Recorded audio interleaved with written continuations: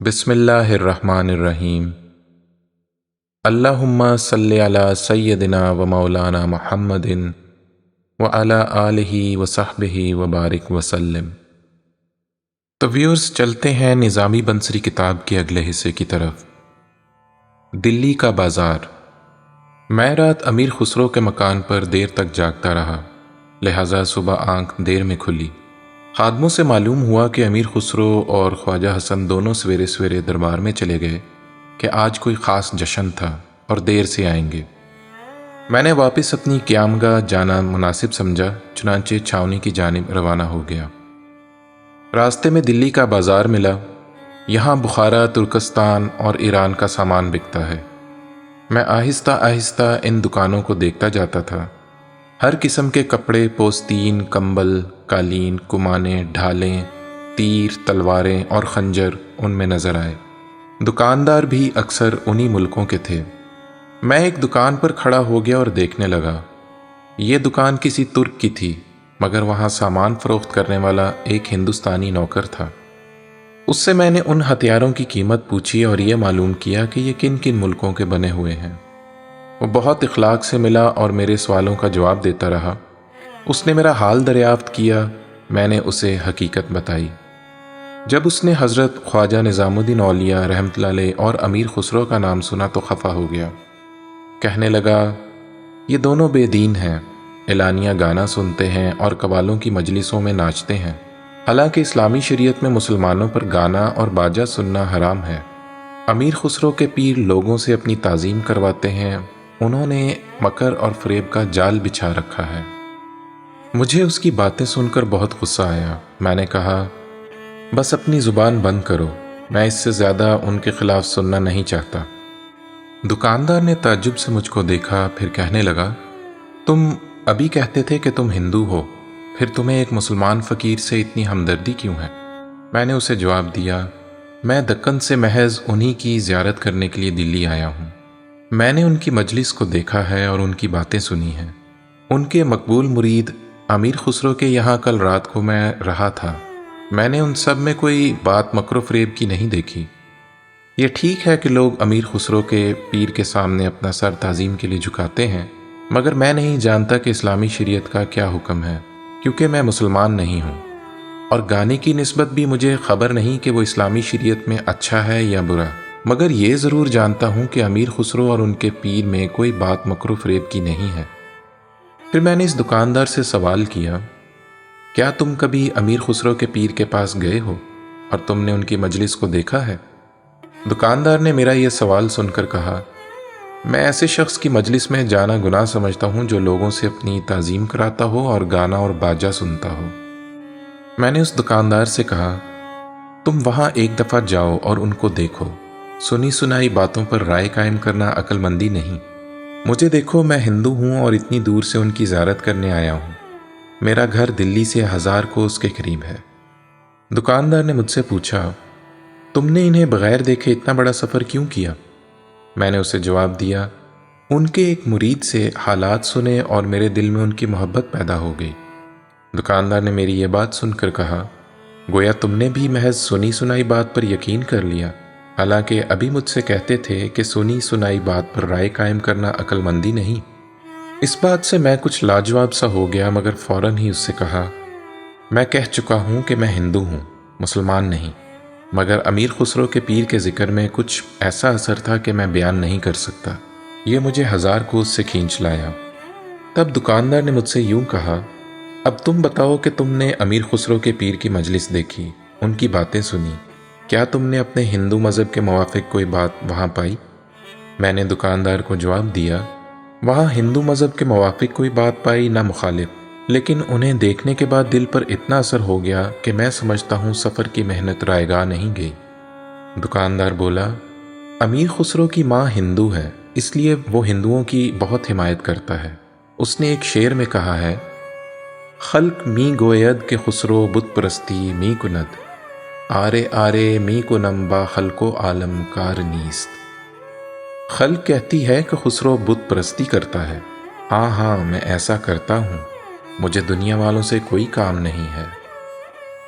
تم بھی بت پرست ہو، تمہارا دوست خسرو بھی بت پرست ہے اور اس کا پیر بھی کچھ ایسا ہی ہوگا، اس لیے تم اس کے گرویدہ ہو گئے۔ اب میں اپنے غصے کو نہ دبا سکا، دکاندار سے کہا، میں زیادہ ٹھہرنا نہیں چاہتا، مجھے بہت صدمہ ہوا ہے کہ میں یہاں کیوں ٹھہرا، نہ ٹھہرتا نہ تم سے ایسی باتیں سننی پڑتی۔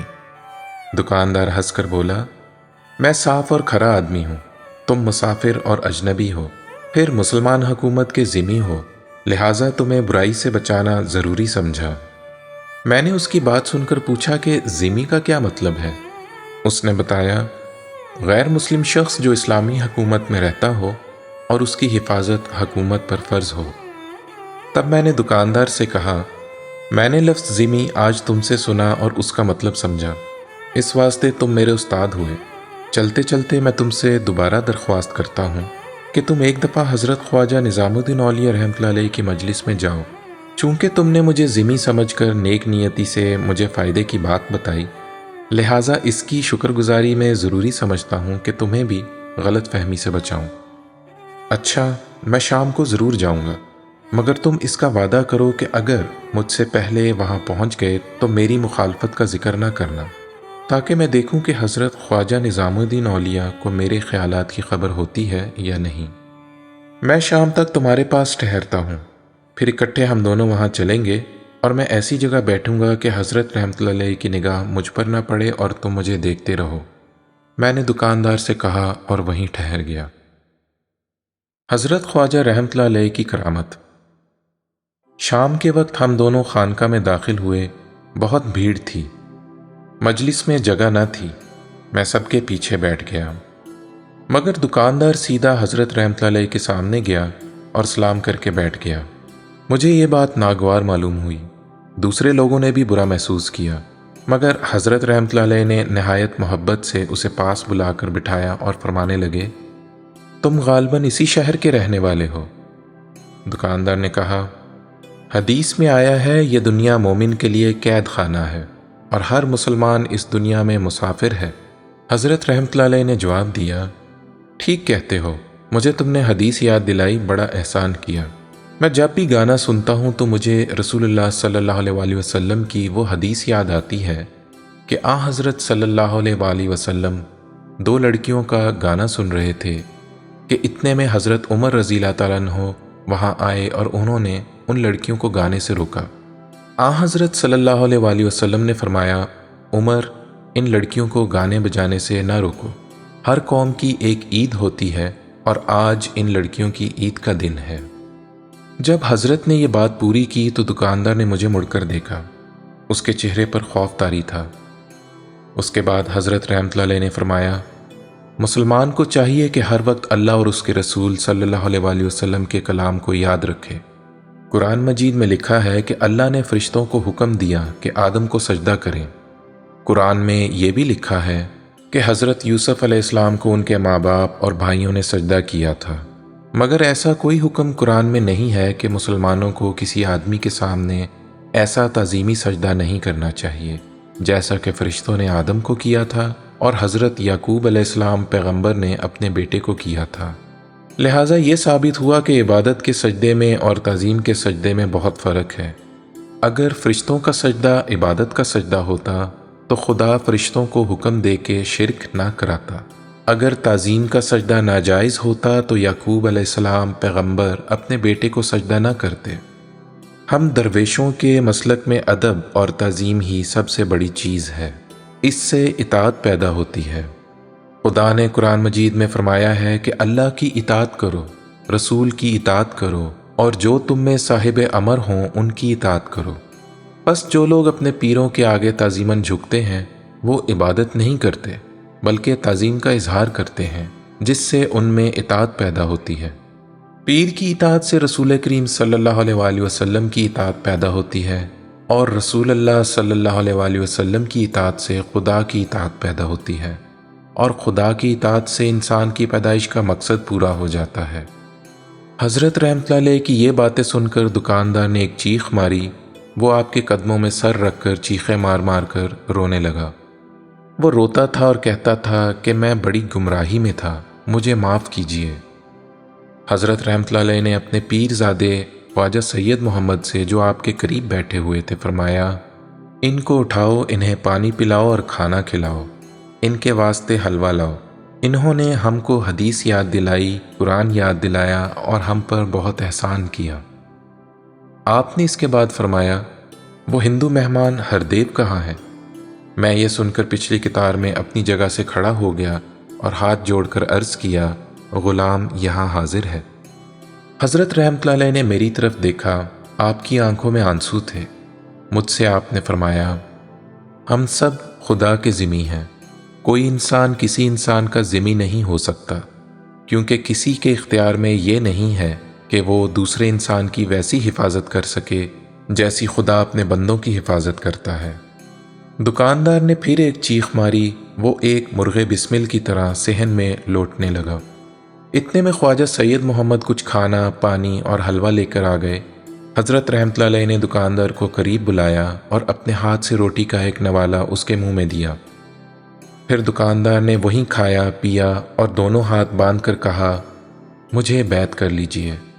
हज़रत रहमतुल्लाह अलैह ने फरमाया, ये सैयद मोहम्मद मेरे पीर का नवासा है और मेरा बेटा है, तुम इससे बैत करो। फिर आपने ख्वाजा सैयद मोहम्मद को हुक्म दिया कि अपने मेहमान को ले जाओ और रात अपने यहाँ ठहराओ, इसकी बैत कबूल करो और तालीम दो। इसके बाद आपने मुझसे मुखातिब होकर कहा, हरदेव, तुम भी सैयद मोहम्मद के मेहमान के साथ आज रात सैयद मोहम्मद के घर में क़याम करना। मैं खड़ा हुआ और हाथ बांध कर अर्ज़ किया कि मखदूम के हुक्म की तामील की जाएगी। फिर हम दोनों ख्वाजा सैयद मोहम्मद के मकान पर गए, जो खानका से करीब ही था।